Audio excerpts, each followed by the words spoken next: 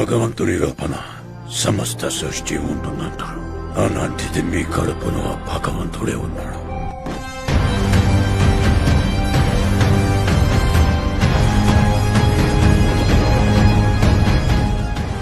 ఒక పెద్ద bounty, one shot కాంప్లెక్స్కి వెళ్ళిపోతా.